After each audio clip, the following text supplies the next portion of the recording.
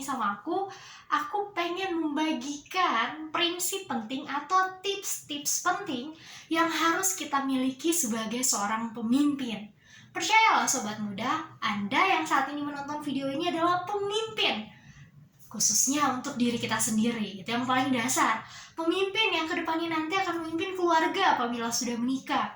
Pemimpin yang kedepannya nanti akan memimpin anak-anak kalau sudah menikah.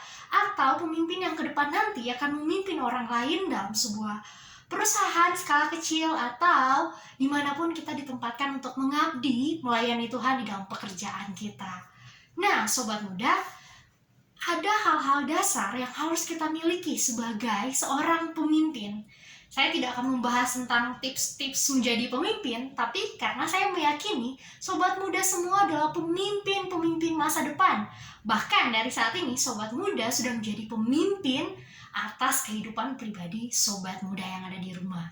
Nah, sobat muda, sikap yang harus kita miliki berkaitan dengan hati. Sesuatu yang dari luar sifatnya hanya sementara, atau hanya seperti baju. Hari ini bisa saya pakai, besok saya bisa ganti baju yang lain. Tetapi berbicara tentang sikap hati atau sesuatu yang berasal dari dalam, itu susah untuk diubah dan akan terus-menerus demikian adanya. Nah, ini yang mau saya bagikan kepada sobat muda yang ada di rumah. Bagaimana kita tidak hanya memiliki pakaian sebagai pemimpin, tetapi kita memiliki kepemimpinan yang bersumber dari dalam. Dari apa yang menjadi sikap hati kita sehingga boleh terpancar keluar. Pada saat ini dari bilangan 16, saya masih setia membahas bilangan 16. Sudah mungkin renungan yang kedua ya, kita bahas dari bilangan 16. Kali ini saya akan menyoroti dari pribadi Musa dan Harun. Kalau sebelumnya dari Korah, Datan, dan Abiram sebagai seorang pemberontak dan 250 orang pengikutnya. 250 orang ini bukan orang-orang sembarangan ya sobat muda, tapi orang-orang yang hebat, yang punya potensi, yang punya kekuatan dan kemampuan. Mereka ikut memberontak. Tetapi kali ini kita tidak akan menyoroti peristiwa tentang mereka, kita mau menyoroti tentang sikap Musa dan Harun. Seperti video sebelumnya menceritakan tentang pemberontakan bangsa Israel yang dipimpin oleh Korah, Datan, dan Abiram. Mereka ini keturunan Lewi tentunya. Dan mereka merasa bahwa mereka bisa jadi imam. Mereka memberontak, mengajak 250 orang banyaknya untuk memberontak terhadap Musa dan Harun yang sebenarnya tidak mereka sadari mereka telah memberontak terhadap Tuhan. Nah, pemberontakan ini membuahkan kematian bagi kehidupan mereka. 250 orang ini mati terbakar, sedangkan untuk Korah, Datan, dan Abiram mereka mati dengan begitu mengenaskan, di mana kematian mereka sangat jarang terjadi.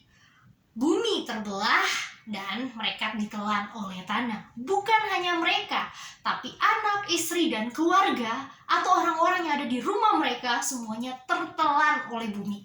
Ini peristiwa yang tercatat di Alkitab sangat unik dan sangat jarang orang yang mengalami kematian demikian. Kalau zaman sekarang ada sempat terjadi di Palu bagaimana karena peristiwa alam tanah menggembur ke atas dan ke dalam dan menelan sebuah desa yang tentunya ada orang yang bermukim di sana. Nah, peristiwa ini tidak membuat bangsa Israel berhenti memberontak. Ketika 250 orang terbunuh, Datan, Korah, dan keluarga terbunuh, mereka kembali menyalahkan Musa dan Harun tentunya. Dan mereka merasa penyebab orang-orang itu meninggal adalah Musa dan Harun. Tidak ada pertobatan di dalam meresponi peristiwa yang begitu besar yang menggemparkan orang Israel pada waktu itu. Mereka mengeluh, mana tanah yang Tuhan janjikan? Kok kita ada di padang gurun? Percuma Tuhan bawa kita keluar dari Mesir, tanah yang berlimpah susu dan madunya. Ini perkataan mereka ya. Tapi kita dibawa ke padang gurun dan kita tidak memperoleh tanah yang dijanjikan. Wah, kita mungkin sobat muda banyak yang seperti orang Israel. Ketika mengklaim janji Tuhan harus terjadi. Padahal waktu Tuhan bukanlah waktu kita. Yang terbaik buat Tuhan bukan yang terbaik buat kita. Dan apa yang Tuhan kerjakan selalu bukan karena apa yang kita inginkan. Ini sesuatu yang sangat penting. Tapi kita mau tinggalkan dulu itu. Kita mau belajar dari Musa dan Harun. Bagaimana mereka meresponi peristiwa yang terjadi ini dengan bijaksana. dengan hati, sikap hati yang luar biasa. Inilah yang harusnya menjadi sikap kita sebagai pemimpin-pemimpin muda, sebagai pemimpin-pemimpin Kristen ya sobat muda. Yang pertama adalah apa yang dilakukan Musa dan Harun. Hati mereka seperti apa? Mereka tidak mengandalkan kemampuan diri mereka sendiri. Ketika mereka dituntut untuk membuktikan bahwa bukan hanya Musa dan Harun yang bisa menjadi imam, atau khususnya untuk keturunan Harun yang bisa memimpin mereka sebagai imam, mereka yang dari Bani Lewi juga bisa loh, bukan hanya Harun. Di sini Musa tidak menyatakan atau tidak mendeklarasikan pemilihan Tuhan terhadap dia maupun Harun, tidak mengulang kembali apa yang sudah Tuhan kerjakan melalui Musa dan Harun. Itulah yang terjadi, laut terbelah. Musa tidak mengadakan semuanya itu, dia tidak berkata tentang apa yang sudah dia perbuat tentunya dengan kekuatan Tuhan. Di sini dia tidak mengandalkan kekuatannya sendiri. Justru perkara ini dia bawa di hadapan Tuhan. Dia mengajak para pengikut Korah, Datan, dan Abiram ini untuk ayo kita bawa ukupan ke hadapan Tuhan. Kita bawa alat khusus yang dipakai untuk membakar ukupan atau wangi-wangian di hadapan Tuhan. Punya siapa nanti akan menyala? Perbaraan. Kalau di bahasa Alkitabnya perbaraan, ini sebuah alat yang dipakai untuk membakar dupa untuk Tuhan, untuk menyenangkan hati Tuhan. Bawa besok, kita ketemu di kemah pertemuan, nanti kita lihat mana yang Tuhan pilih. Jadi Musa tidak mempunyai satu sifat yang kalau kita sebut ya bahasanya self-mechanism. Dia tidak membela dirinya secara total dengan kekuatannya, dengan kemampuannya. Tapi dia mengajak Datan, Korah, Abiram, serta 250 pemimpin ini, ayo sama-sama kita datang ke hadapan Tuhan. Ayo sama-sama kita lihat jawaban Tuhan terhadap perkara ini. Ini sesuatu yang luar biasa. Sobat muda, kenapa Musa bisa melakukan atau berkata atau menyelesaikan masalah yang terjadi ini dengan begitu bijaksana? Karena sesuatu yang sangat penting. Musa sadar siapa dirinya. Musa menyadari identitas dia sebagai orang yang dipilih Tuhan, dan orang yang dipakai Tuhan. Dan pasti Tuhan yang akan membela Musa. Ini sesuatu yang penting. Dalam dunia ini banyak masalah yang mungkin kita hadapi. Banyak orang yang meragukan kita secara status sebagai anak Tuhan. Kamu Kristen? Yakin? Kok kelakuannya kayak gitu? Bukan cuma kamu kok yang bisa, saya juga bisa lebih baik dari kamu dalam pelayanan. Atau banyak tuduhan-tuduhan lainnya. Dia mah ngandalin koneksi orang dalam, bukan kemampuan dia sendiri. Terlalu banyak tuduh-tuduhan yang kita hadapi di dalam kehidupan kita. Entah di sekolah, kita dituduh, bisa jadi kita dituduh nyontek ya, atau guru pilih kasih, atau di dalam lingkungan pekerjaan, atau di dalam lingkungan berumah tangga pun, kita bisa disalahpahami sebagai anak Tuhan. Tetapi kalau kita mengenal identitas kita, bahwa kita orang yang sudah dipilih Tuhan, orang yang sudah ditetapkan Tuhan untuk menjadi pemimpin diri sendiri, memimpin keluarga, memimpin orang-orang di komunitas kita pasti tidak akan membela diri kita berdasarkan kekuatan kita. Karena kita tahu, yang menunjuk saya sebagai pemimpin adalah Tuhan. Maka yang akan membela saya juga Tuhan. Ini yang dilakukan Musa. Jadi kalau sobat muda menghadapi berbagai persoalan yang membuat identitas sobat muda diragukan, atau sobat muda diremehkan sebagai seorang pemimpin muda, jangan buru-buru marah. Jangan buru-buru ngajak orang bertempur atau sparring gitu. Atau tinju-tinjuan. Jangan mudah ngajak orang untuk berantem. Karena kalau sobat muda menyadari siapa sobat muda, maka sobat muda akan melihat pembelaan Tuhan yang luar biasa. Jadi jangan cepat-cepat bela diri ya. Gak enak jadi orang yang sangat-sangat self-mechanism. Kemudian dari Musa dan Harun kita belajar sikap yang kedua yang harus dimiliki oleh seorang pemimpin atau seorang sobat muda yang akan jadi pemimpin masa depan nantinya. Yang kedua, tidak menyimpan kesalahan orang lain. Musa walaupun sudah dilecehkan status kepemimpinannya oleh bangsa Israel, walaupun sudah dituduh yang rupa-rupa, Musa tidak menyimpan kesalahan bangsa Israel kepada Musa. Ketika Tuhan akan menulahi orang-orang tersebut di hari esoknya ya, ketika mereka menuduh Musa dan Harun menjadi penyebab kematian Korah, keluarganya, dan 250 orang ini, sampai akhirnya memusnahkan 14.700 orang. Di saat-saat seperti itu, Musa tidak membiarkan mereka dimusnahkan oleh Tuhan. Musa justru memerintahkan Harun untuk berkeliling membakar dupa dan menaikkan doa permohonan pengampunan kepada Tuhan. Ini sesuatu yang sangat luar biasa yang kita dapat pelajari dari Musa. Walaupun dia disakiti, tapi dia tidak menyimpan kesalahan mereka. Justru dia melakukan perbuatan yang baik. Sobat muda, saya percaya di lingkungan sekolah, sobat muda bisa tersakiti lewat perkataan teman-teman yang menyepelekan kita secara fisik atau kemampuan kita. Di dalam lingkungan pekerjaan, kita disepelekan oleh rekan setim kita, atau bisa jadi kita difitnah dan lain sebagainya. Atau yang berumah tangga, di dalam rumah tangganya suaminya tidak bisa percaya kepada dia, memojokkan dia, atau sebaliknya istri memojokkan suami, seperti kamu suami yang tidak bertanggung jawab gitu kan. Biasanya kalau pernikahan masih muda usianya, pasti banyak kerikil-kerikil. Atau mungkin bermasalah dengan tetangga di sebelah, tetangga yang tidak mau berdamai dengan saya, tetangga yang memojokkan saya. Ingat, jangan pernah menyimpan dendam. Ini yang ditunjukkan Musa. Jikalau sobat muda ataupun bapak ibu yang menyaksikan video ini adalah pemimpin sejati, pasti tidak akan menyimpan dendam. Kenapa? Karena kasih itu menutupi segala sesuatu.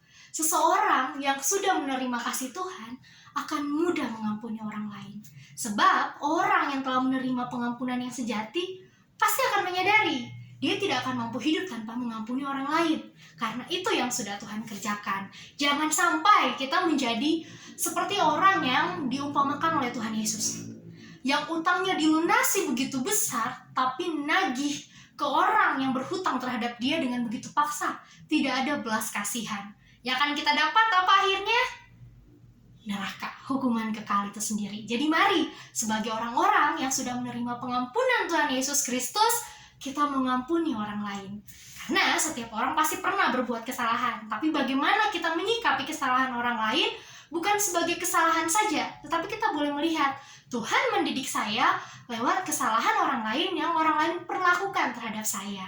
Jadi mari sama-sama kita belajar mengampuni. Apalagi udah mau masuk 2023. Kalau masih benci-benci, kalau masih jengkel-jengkel, sangat disayangkan. Belum tentu loh, sobat muda, 2023 tanggal 1 Januari pagi, kita masih bisa bangun dan melihat dunia ini.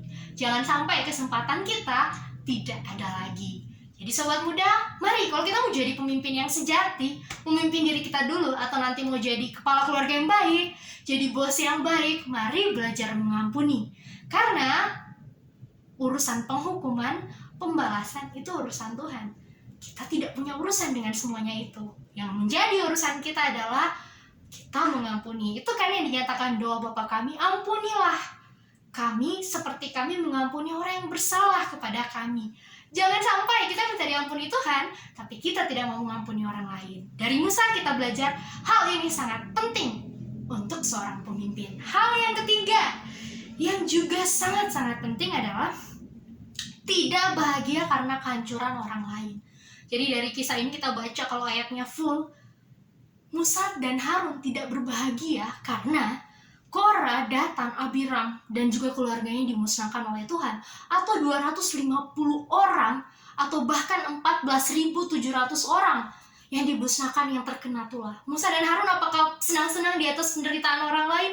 Atau misalnya orang yang udah buat salah sama kita, rasain, akhirnya Tuhan balas. Musa dan Harun tidak demikian, sobat muda. Musa dan Harun malah berusaha untuk menyelamatkan orang Israel dengan cara memohon pengampunan Tuhan. Ini sesuatu yang sangat luar biasa ketika Musa meminta kepada Tuhan, jangan karena satu orang berdosa semua umat Tuhan dimusnahkan. Itu perkataan pertama ketika Korah, Datan, Abiram ingin memberontak. Yang kedua yang mereka lakukan ketika Tuhan murka dan akan menurunkan tulahnya membinasakan 14.700 orang yang menyalahkan Musa dan Harun karena mereka keluarga Korah, Datan, dan Abiram dimusnahkan. Musa dan Harun berjuang untuk memohon pengampunan Tuhan bagi orang lain. Sobat muda, setiap pemimpin Kristen, baik memimpin diri kita, memimpin keluarga kita, memimpin orang-orang yang kita layani, ingat, keberhasilan seorang pemimpin adalah ketika orang-orang tersebut dapat berjumpa dengan Tuhan. Ketika orang-orang yang kita layani dapat bertemu dengan Tuhan dan merasakan belas kasihan Tuhan. Kalau orang-orang yang kita layani justru dibinasakan, alangkah sedihnya sebagai seorang pemimpin. Inilah sikap hati yang harus dimiliki sebagai seorang pemimpin. Yang ketiga ini adalah hal yang sangat penting. Tidak bahagia di atas penderitaan orang lain. Sekalipun orang itu pernah berbuat salah kepada kita, sobat muda, entah itu pernah menyakiti kita lewat perkataan atau perbuatan, atau menyakiti keluarga kita, atau menyakiti sanak saudara kita yang jauh, yang dekat. Ingat, jangan pernah bahagia ketika orang tersebut sedang diproses oleh Tuhan. Karena kalau kita masih bahagia dengan penderitaan orang lain, takutnya kita ini bukan anak-anak Tuhan. Bisa di-warning ya. Karena setiap kita bertanggung jawab untuk hidup kita sebagai pemimpin sejati, ini sesuatu yang sangat penting sobat muda. Saya ingat salah satu perkataan dari seorang pengkhotbah bahwa seorang pemuda itu belajar ke atas, mengajar ke bawah. Ada tugas tanggung jawab kita untuk belajar terus-menerus kepada orang yang lebih dewasa dari kita dan mengajarkan kepada orang-orang yang dapat kita bimbing. Baik secara rohani mungkin masih kurang dewasa daripada kita bisa membimbing mereka, ataupun dari usia. Jadi jangan pernah bahagia di atas penderitaan orang-orang yang sudah menyakiti kita.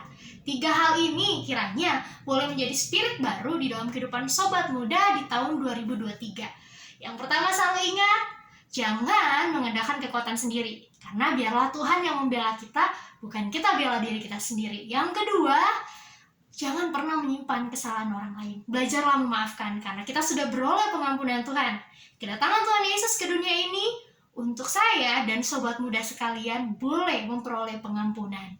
Dan yang ketiga, ingat, jangan pernah bahagia atas penderitaan orang lain, apalagi orang-orang yang menyakiti kita.